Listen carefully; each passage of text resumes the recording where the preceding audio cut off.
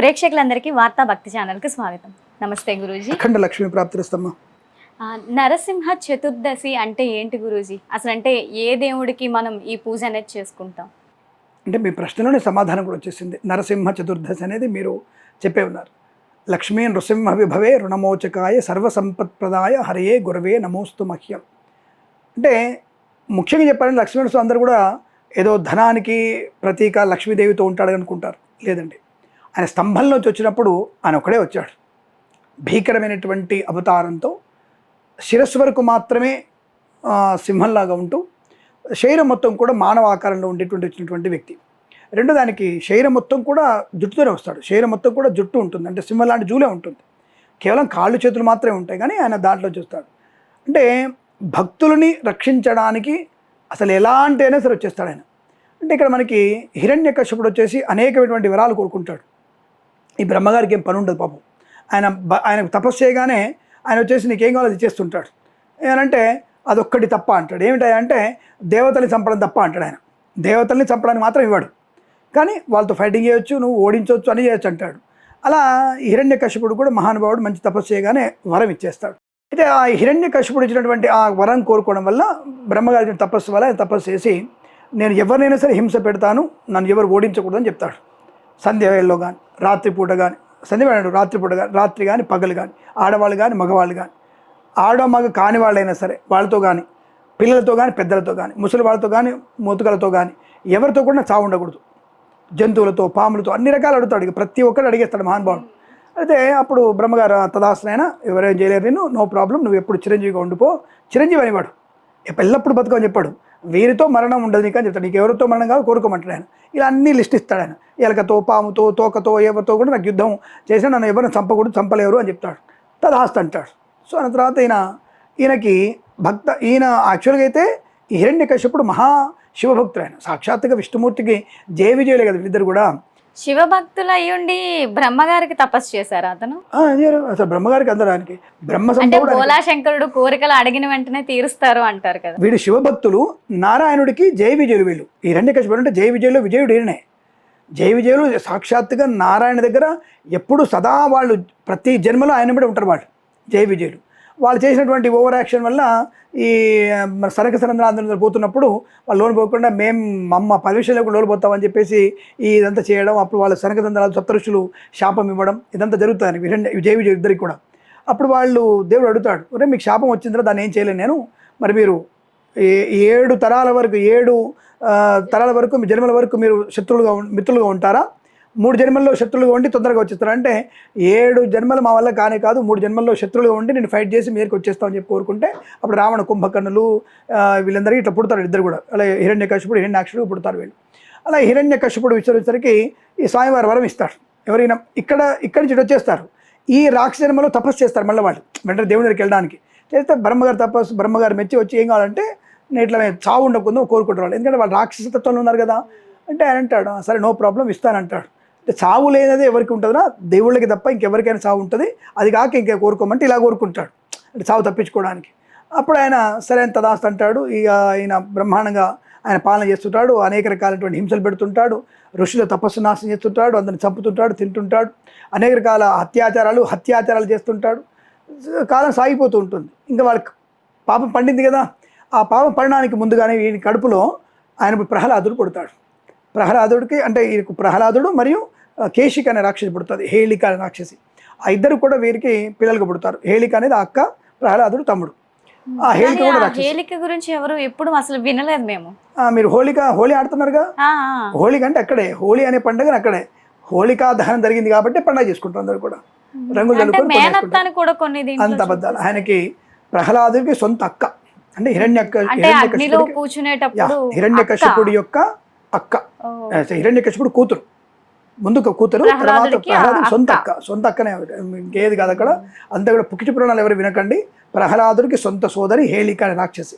అంటే రావణాసురుడికి శూర్పణఖ ఉంది కదా, అలాగే ఇక్కడ కూడా ఇద్దరు ఉంటారు. ఇక్కడ ఇప్పుడు వచ్చిన మూవీలో కూడా ఒక కొత్త మూవీలో కూడా చూసాం మేనత్త అన్నట్టుగా. మేనత్త అబద్ధం, అది ఎక్కడ కూడా అబద్ధం. అటువంటి అదే ఈ పుకిటి పురాణాలని కూడా. ఇప్పుడు రావణాసురుడికి చెల్లెలేగా ఇప్పుడు శూర్పణఖ కూడా. అంటే మరి అటువంటిప్పుడు మన అందులో విభీషణుడు మంచివాడే, విభీషణుడు అక్కనే ఉంటుంది. ఇక్కడ కూడా అంతే, ప్రహ్లాదుడికి సోదరిగా పుట్టింది హేళిక అనే రాక్షసి. కాబట్టి హేళిక అనేటువంటి సొంత ఈ ప్రహ్లాదుడికి అక్క, హిరణ్యకశిపుడికి అక్క కాదు, అక్కడ పుట్టలేదు. సో ఇలా మనకి ప్రహ్లాదుడు పుడతాడు అంటే పాపం పండే ముందు తెలుస్తాయి ఇండికేషన్స్, ఒక మంచి జరిగేటువంటి సంఘటన జరుగుతుండడం. ఆ ప్రహ్లాదుడు పుట్టి నారాయణ మంత్రం చెప్పిస్తాడు. పుట్టగానే నమో భగవతే వాసుదేవాయ నాయన అంటాడు. నమో విష్ణవే అనగానే వీడికి ఇక విష్ణు అంటే కోపం, వీడికి శివుని పూజించాలి, మీరు ఇంకోటి పూజించొద్దు అనేటువంటి విష్ణు ద్వేషి అవుతాడు. సో అలా ఉంటూ ఆయన విష్ణు ద్వేషి, ఎందుకంటే ఆ జన్మనే అది కదా, ఈ 3 జన్మలు విష్ణుతో ద్వేషం ఉండాలి, శివనామస్మరణ చేయాలి, ఇంకోటి చేయొద్దని చెప్పేసి ఆ ద్వేషాన్ని పెంచుకుంటూ ఉంటారు. అయితే ఇక్కడ ప్రత్యక్షంగా విష్ణుదే ద్వేషి శివమిత్రుడు అన్నటువంటి భావన కాదు, శివకేశ్వర భేదం లేదు. కానీ ఇక్కడ వీళ్ళ ప్రవర్తన మాత్రం శివుడిని పూజించాలి, మనం విష్ణుమూర్తి పూజించాలి. శివుని పూజించినా విష్ణుమూర్తికి వెళ్తుంది, అది శాస్త్రంలో చెప్పబడింది. కాబట్టి మళ్ళీ ఇక్కడ వచ్చేసి విష్ణు ద్వేషము శివద్వేషం చెప్తున్నారు స్వామి అనకండి. ఆ రెండు వీళ్ళ తత్వం అది, వీళ్ళు ఈయననే మనవాడు, ఆయన మనోడు కాదు ఈయన. కాబట్టి ఆ ద్వేషం పెంచుకునేటువంటి ప్రయత్నం చేస్తుంటారు. అలా ప్రహ్లాదుడు కూడా నారాయణ స్మరణ చేస్తున్నప్పుడు ఈయన కోపం పెరుగుతూ ఉంటుంది, ఇక అంటే పాపం పండిపోతుంటుంది. అరే వీడు కూడా చంపేసేయంటారు, నా కొడుకైనా సరే చెప్పేసి చేస్తున్నప్పుడు అలా ఈ ప్రహ్లాదుడు తపస్సు చేస్తుంటాడు. ఎన్ని తపస్సు చేసినా స్వామివారి వాడికి ప్రత్యక్షమవడు. అప్పుడు మనకి ఈ హిరణ్యకశిపుడు చేసేటువంటి పాపం పండిపోవాలి కదా, పండినప్పుడు ఈ హేళిక రాక్షసితో అగ్నిలో పడేయడం, ఏనుగులతో తొక్కించడం, సముద్రంలో తోసేయడం, అంత లోపల తీసుకెళ్ళిపోతాడు. అసలు ఎంత లోపలికంటే ఆక్సిజన్ అంత లోపల తీసుకెళ్ళి అక్కడ పెడతాడు ఎవరిని, ప్రహ్లాదుని. మళ్ళీ ఆయన బయటకు వస్తాడు, చెక్ చేయడానికి వెళ్తే లేసారి బతికే ఆ కంపనం వస్తుంది. నారాయణ అనగానే ఆ మంత్రం కంపనం పైకి వస్తూ ఉంటుంది. ఏదో జరుగుతుందిరా వాడు చూడరా చచ్చాడేమంటే వాడు చావాడు, మళ్ళీ తీసుకొస్తాడు, మళ్ళీ అగ్నిలో వేస్తాడు, గాలిలో కలుపుతాడు, అనేక రకాల హింస పెడుతుంటాడు. కానీ ఆ విష్ణుమూర్తి యొక్క భక్తుడైనటువంటి ప్రహ్లాదుడు నారాయణమంత చదువుతున్నప్పుడు ఇక తట్టుకోలేక, ఏంట్రా ఎప్పుడు చూడు విష్ణు అంటావు, ఇక్కడున్నాడు అక్కడున్నాడు ఆయన, ఎక్కడుంటే నువ్వు ఎక్కడ వెతికినా ఉంటాడు, నువ్వు నా తల మీద కొడితే తలలో ఉంటాడు, గుండె మీద కొడితే గుండెలో ఉంటాడు, నువ్వు ఎక్కడ కొట్టినా ఉంటాడు ఆయన అని చెప్తే, నువ్వు ఎక్కడ కొట్టినా ఆ విష్ణువుకి తగులుతూ నా తలదు అంటాడు. అరే నువ్వు అక్కడ ఉంటాడు ఇక్కడ ఉంటావు అని చెప్పేసి, నువ్వు ఈ స్తంభంలో ఉంటాడా అక్కడ ఉంటాడు అన్నప్పుడు అప్పుడు ఆయన ఆ స్తంభంలో నుంచి కొట్టగానే ఇందుగలడందులేడు సందేహం వలన ఆయన ఎక్కడైనా సరే విష్ణు ఉంటాడు, నువ్వు కొట్టి చూడు అంటాడు. స్తంభాన్ని కొట్టగానే అందులో నుంచి వస్తాడు ఆయన. అప్పుడు లక్ష్మీ నృసింహస్వామి ఆవిర్భావం జరుగుతుంది. ఇది వైశాఖ శుద్ధ చతుర్దశి జరుగుతుంది. అది వైశాఖ మాసంలో చతుర్దశి రోజు జరిగేటువంటి ఒక ప్రక్రియ. అంటే ఆ రోజు మనకి లక్ష్మీ నృసింహస్వామి ఆవిర్భావం, ఆయన మనం దర్శించుకునేటువంటి శుభ గడియలు ఆ రోజు ఉత్పన్నమవుతాయి. ఆయన రావడమే అఘోరమైన రూపంతో వస్తాడు, అసలు భయంకరమైన రూపం. మీకు ఇప్పుడు ఈ మధ్య ఏలో చూపిస్తారు, నల్లటి అవతారం, ఎర్రటి కళ్ళు, నీలి మేఘాలు, అటువంటివన్నీ కూడా మనకి ఏలో బాగా కనబడతాయి. ఇప్పుడు అలాంటి అవతారంతో అసలు ఆ చూస్తే ఆకాశం అంత ఎత్తున్నాడేమో అని అనిపిస్తుంది. ఆ లక్ష్మీ నరసింహస్వామి, ఆ నృసింహస్వామి అసలు అంత పైకి ఉన్నాడేమో అని చెప్పిస్తుంది. చూడగానే ఎక్కుతాడు. అప్పుడు కరెక్ట్గా అసుర సంధ్య అంటారు దాన్ని, అంటే చీకటి కాదు పగలు పూర్తవదు. ఈ అసుర సంధ్య కాలంలో గడప మీద కూర్చొని అనేక నఖములు అంటే గోళ్లతోని ఆయన గుండెని చీల్చి ఆ గుండెలో వచ్చే రక్తాన్ని తాగుతాడు, అలా చంపేస్తాడు ఆయన.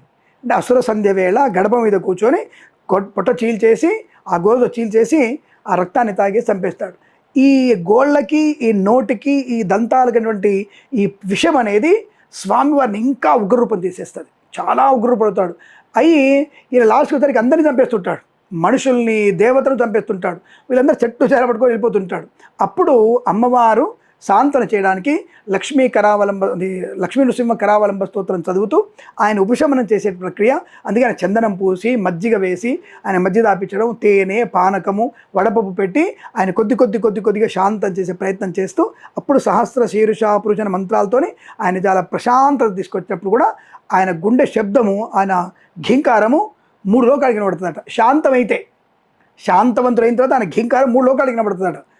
అంటే శాంతంగా ఉంటే ఎంత వినబడితే ఆయన అసలు ఉగ్ర రూపంలో ఎంత వినబడింది, అది 14 లోకాలకి వినబడింది. 7 పైన 7 కింద లోకాలకి, అధోలోకాలు 7 ఊర్ధ్వలోకాలు 7, 14 లోకాలకి వినబడింది దాని సౌండ్. అంత దేవతలు ఆ శబ్దానికి భయపడి చనిపోయారు. ఇప్పుడు మీరు అంటారు కదా రేడియేషను, ఆ ఉక్రెయిన్ దాని పేరేంటి, రేడియేషన్ వల్ల దాని అంటారు, ఇది పదార్థం ఉంది కదా ఇప్పుడు వాళ్ళు కొట్టుకుంటున్నారు, ఇది పాకిస్తాన్, అది అమెరికా వాడును ఇజ్రాయెల్ కొట్టుకుంటారు కదా ఇరాన్ మీద పడేసి, యురేనియం. ఓకే. తర్వాత ఆ యురేనియం వచ్చేటువంటి ధాతువు పేలితే ఏమవుతుంది, ఆ చుట్టుముట్టున్నటువంటి ఏరియా మొత్తం కూడా పాడే విధానం కదా. ఆ శబ్దము చేతనే, ఈ యొక్క లక్ష్మీనరసింహ శబ్దము చేతనే చుట్టున్నటువంటి ప్రాణాలు అందరూ కూడా పక్షులు చచ్చిపోతుంటాయి ఆ శబ్దానికి, ఆ ఘీంకారానికి. అటువంటి ఘ్రీంకారాన్ని అమ్మవారు తన తపస్సు తగ్గిస్తూ ఆయనలో లీనమవుతుంది. అప్పుడు లక్ష్మి తనలో లీనమై ఉండడం వల్ల లక్ష్మీ నరసింహస్వామిగా ఆయన అప్పుడు అవతారం ఏంది శాంత స్వరూపుడై అందరికీ ప్రసన్నత కలిగించేటువంటి శుభ గడియలు చతుర్దశిలో జరిగింది కాబట్టి ఆయన ఆవిర్భావం జరిగింది కాబట్టి లక్ష్మీ నరసింహస్వామి జయంతి అని మనం చెప్పుకునేటువంటి ప్రయత్నం చేస్తూ ఉంటాం. అంటే లక్ష్మీ నరసింహస్వామి వేరు, ఇక్కడ నృసింహస్వామి వారు వేరంటారా? అంతే. అంటే ఆయన అవతరించింది, ఆయన ఆవిర్భవించింది నృసింహస్వామిగా మాత్రమే, లక్ష్మీదేవితో రాలైన లక్ష్మీదేవి ఆయన ప్రసన్నం చేసుకొని ఆయన యొక్క బాధని ఈ ఈ విషపు బాధ ఉంది కదా, అంటే రాక్షసుడికి అంత పాపం ఉంటుంది. ఆ పాపము గోళ్ళకి పంటికి అనడం వల్ల, ఆ రక్తం తాగడం వల్ల స్వామివారు కూడా విషపూరితం అయిపోతాడు. ఆ విషతుల్యతని తగ్గించడానికి, ఆ ప్రకోపం తగ్గించడానికి, ఆ తాపాన్ని తగ్గించడానికి అమ్మవారు చేసేటువంటి స్తోత్ర పారాయణము, అమ్మవారు ఆయనలో కలిసిపోయినప్పుడే శాంత స్వరూపుడు అవుతాడు. అక్కడి నుంచి ఆయన లక్ష్మీ నృసింహస్వామిగా మారుతాడని అర్థం. కాబట్టి ఆయనకి ఎందుకు చేస్తారు అసలు ఆయనకి ఏం పూజ చేయాలంటే శత్రుల బాధని పూజ చేయడం చేయాలి మనం, రోగ బాధను తగ్గించడం చేయాలి. అందుకే లక్ష్మీ నృసింహ విభయ రుణమోచకాయ సర్వసంపత్క్రాయ అంటాడు. సంపద అంటే అక్కడ లక్ష్మీదేవి ఉండని అర్థం, అంటే ఆనందాన్ని కలిగించడం అర్థం. ఆయన స్మరణతోనే ఆనందాన్ని కలిగిస్తాడు. కాబట్టి రుణ విమోచన ఫస్ట్ మనం చేసేది అప్పుల బాధని తగ్గుతారు. డబ్బులు అనేది ఇప్పుడు ఉంది, రుణం అనేది కొన్ని లక్షల రుణం అంటే ఏముండదు, ఎవరికి రుణం ఉండదు. రుణం అంటే ఏంటంటే తల్లిదండ్రి రుణం, అక్కాతమ్ముడు రుణం, మిత్రుడు రుణం, రాజు రుణం, ఇలాంటి ఋషి రుణం, పితృ రుణం, ఇలాంటి రుణాలు. ఈ రుణాలని కూడా తీసేసేవాడు అంటే నీకు మోక్షాన్ని ప్రసాదించేవాడు. రుణానుబంధ రూపేణ అనేటువంటి సూత్రం మనకుంది. పశుపత్ని సుతాలయ, వాటన్నిటికీ అతీతమైనటువంటి పుణ్యాన్ని కలిగించేవాడు. రుణం లేకుండా, ఎవరితో కూడా రుణం లేకుండా చేసేవాడు లక్ష్మీ నరసింహస్వామి అని అర్థం. దాన్ని మనం ఈ ధరాన్ని కూడా పెట్టుకోవచ్చు. రోగగ్రస్తమైనటువంటిది, గ్రహదోషాలకు కూడా నివారణకు కూడా పూజలు చేస్తూ ఉంటారంటారు. మనకి యాదగిరి గుట్టలో కూడా లక్ష్మీ నరసింహస్వామికి ఏమైనా గ్రహదోషాలు ఉన్నా, ఇలాంటివి ఏమైనా ఉన్నా సరే పూజలు చేస్తూ ఉంటారు. ఒక్క దగ్గర చెప్పబడింది కుజుడి యొక్క ప్రభావాన్ని, రాహు యొక్క ప్రభావాన్ని తగ్గించగలిగేటువంటిదని మాత్రం చెప్పడం తప్ప మిగతా గ్రహదోషాలకి ఏముంటుంది. అంటే గ్రహదోషాలు అంటే మీరు రెండు రకాలు, జాతకంలో వచ్చే గ్రహదోషాలు వేరు, బయట వచ్చేటువంటి గ్రహదోషాలు వేరు. బయట అంటే పాపగ్రహాలు ఉంటాయి కదా, అంటే ఆ చెట్టు గాలి వచ్చింది, ఈ చెట్టు పడింది, వాడి చేత పడి చేశాడు, వీడు చిల్లుబడి చేశాడు అనేటువంటి కొన్ని ఉంటాయి కదా. అటువంటి అవతల వాళ్ళ చేత ఆకర్షింపబడి ఒక సైకలాజికల్ డిజార్డర్ పొందిన వాళ్ళకి ఆ గ్రహపీడలు తొలగిస్తారని చెప్పడం అర్థం తప్ప జన్మజాతకంలో గ్రహదోష నివారణకి కుజుడు ఒక్కడనే ఆయన పూజిస్తే తగ్గిపోతుంది. కుజదోషం లాంటిది తగ్గిపోవడం, సంతాన ప్రాప్తి కలగడం, అలాగే రాహు యొక్క ప్రభావం తగ్గించడానికి అవకాశం మాత్రం ఉంటుంది. మిగతా గ్రహాలకు అలా ఏం లేదు. సో అంటే జ్యోతిష గ్రంథాల్లో ఒక్కొక్క దేవతని పూజించే విధానం అనుకున్న గ్రహదోష నివారణకి వేరు వేరు తత్వాలు ఉంటాయి కాబట్టి దాన్ని దీనికి మళ్ళీ మిక్స్ చేసే ప్రయత్నం చేయగలరు. గ్రహపీడలు అంటే బయట జరిగేటువంటి అనేక రకాల ఈతి బాధల నుంచి బయటపడేసేవాడు అర్థం.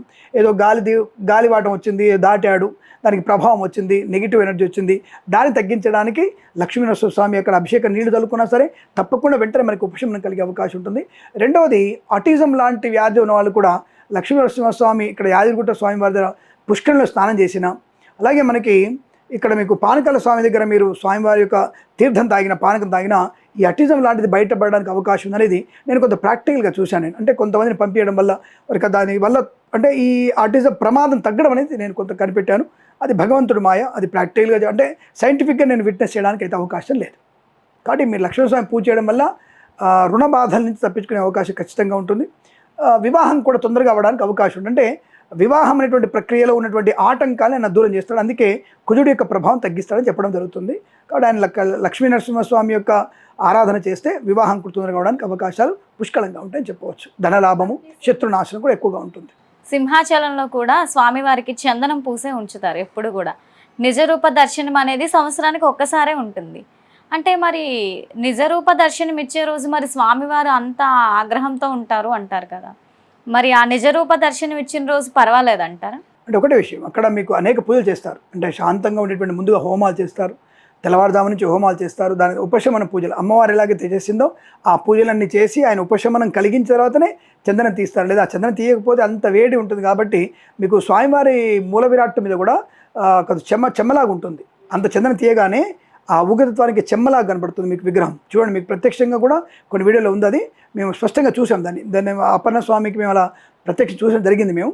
కాబట్టి ఆయన తీయగానే ఆ ముందుగానే పూజలు చేసి ఉపశమనం చేసి నిజరూప దర్శనం చేయించి మళ్ళీ వెంటనే చందనం పూస్తారు. ఆ గంటలోనే పూస్తారు వెంటనే. కాబట్టి అది దివ్యమైనటువంటి నిజరూప దర్శనం, అది మహద్భాగ్యం ఉంటే కానీ చూడలేము మనం. అది ఎంతోమందికి తక్కువ మందికి కలుగుతున్నటువంటి మహద్భాగ్యం. కాబట్టి అక్కడ ఉండేటువంటి అప్పన్న స్వామి చేసేటువంటి చందనోత్సవం వేరు. అక్కడ ఉగ్రస్వరూపం ఉన్నా అది అక్కడ ఉన్నటువంటి భక్తులకి ప్రసన్నత కలిగించేవాడు తప్ప మనకి హిరణ్యకశిపుడిలాగా ప్రజల్ని నాశనం చేసే వ్యక్తి ఏం కాదు అక్కడ. ఆ విషయాన్ని గమనించుకోవాలి మీరు. అక్కడ కూడా చాలా మంది అంటూ ఉంటారు, చుట్టుపక్కల ఎవరైనా పడిపోయినా దెబ్బలు తగలవు, స్వామివారి ఆ చుట్టూ కొండ చుట్టూ స్వామివారి అనుగ్రహం ఎప్పుడు ఉంటది, అంటే అనుకోకుండా కావాలని గెంతేస్తే కాదు. అంటే ఒకటేంటంటే అక్కడ స్వామివారికి అదే ఇందాకన్నా కదా, ఈతి బాధలు, రుణ బాధలు, రోగ బాధల్ని ఆయన నాశనం చేయాలి. అంటే అక్కడ అప్పన్న స్వామి కొండ మీద ఒకటి ఏంటంటే మాతృకారు లక్ష్మీదేవి అక్కడ ప్రత్యక్షంగా ఉండదని అర్థం. అక్కడ లక్ష్మీదేవి ఎప్పుడు ఉంటుంది, తండ్రి దూరం నుంచి చూస్తాడు ప్రమాదం ఉందా లేదనేది, కానీ తల్లి ఆ ప్రమాదానికంటే ముందు తన పక్కన ఉంటుంది. దానికి డిఫరెంట్. తండ్రి చూస్తాడు, చూసి పరిగెత్తాడు తండ్రి కూడా, కానీ తల్లి ఆ ప్రమాదం జరిగేప్పటికి క్షణంలో అక్కడ ఉండిపోద్ది. ఆవిడ ఎలా ఉంటుందనేది మనకి ఎప్పటికీ తెలియదు. కాబట్టి ఆ లక్ష్మీదేవి అప్పన్న కొండ చుట్టూ కూడా లక్ష్మీదేవి ఉంటుంది కాబట్టి మెత్తగా ఉంటుంది కొండ అనేటువంటి భావన ఎక్కువగా ఉంటుంది. కాబట్టి తల్లి ఎప్పుడు కూడా మనల్ని పరీక్షిస్తుంటుంది, ఎప్పుడు కూడా మనమే దృష్టి పెడుతుంది. కాబట్టి భక్తులని కాపాడే తల్లిగా అక్కడ అప్పన్న స్వామి దేవాలయం చుట్టూ అమ్మవారు ఉందని అర్థం. కానీ అక్కడ స్వామివారు ఒక్కడే మాత్రం ఉన్నాడు, ఆయన ఒక్కడే ఆవిర్భవించాడు, లక్ష్మీదేవి లేదు అక్కడ, అప్పన్న స్వామి ఒక్కడే ఉన్నాడు. ఆ విషయాన్ని గమనించుకోవాలి మీరు. కాబట్టి లక్ష్మీ నృసింహస్వామి అనేది తప్పకుండా మనకి రుణ బాధలు, ఆరోగ్యం గురించి, ముఖ్యంగా ఈ నెగిటివ్ ఎనర్జీని తప్పించుకోవడానికి ఆయన పూజ ఎక్కువ చేయడం మంచి శుభయోగం కలిగిస్తుంది. ఎవరికైనా గ్రహశాంతి కూడా, కుజదోషం కానీ రాహుదోషం ఉంటే రేపు వచ్చే చతుర్దశి రోజున ఈ 30వ తారీఖున చేసుకోవడం మాత్రం అద్భుతమైనటువంటి ఆనందాన్ని కలిగిస్తుంది. అది చేసి చూడండి. వీలైతే దగ్గరలో ఉన్నటువంటి లక్ష్మీనరస్వామి దేవాలయ సందర్శన కూడా మీకు చాలా మంచిది. ఇక్కడ విశేషంగా చెప్పాలంటే మీరు ధర్మపురి, నిజామాబాద్ జిల్లాలో ధర్మపురి దగ్గర మీకు గోదావరి నది ప్రవహిస్తుంటుంది. అక్కడ స్నానం చేసి ఆ స్వామివారి దర్శనం చేసుకుంటే అక్కడ మీకు యముడు, చిత్రగుప్తుడు కూడా అక్కడ స్వామివారు కనబడతారు. కాబట్టి అటువంటి చోట మీరు ఇంకా విశేషంగా మీకు అనుకూలవంతమైన స్వామివారి అనుగ్రహాన్ని, ధర్మపురి క్షేత్ర నరసింహస్వామి అనుగ్రహాన్ని పొందుకునే అవకాశం ఉంటే మీరు అలా చేస్తే ఇంకా మంచిదని చెప్తున్నాను నేను.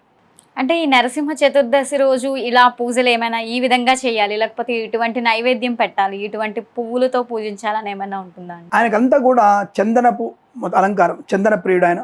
తర్వాత ఎర్ర పుష్పాలనికి అంటే మందార పూలు కానీ ఎర్ర గన్నేరు పూలతో ఆయన పూజిస్తే మంచిది.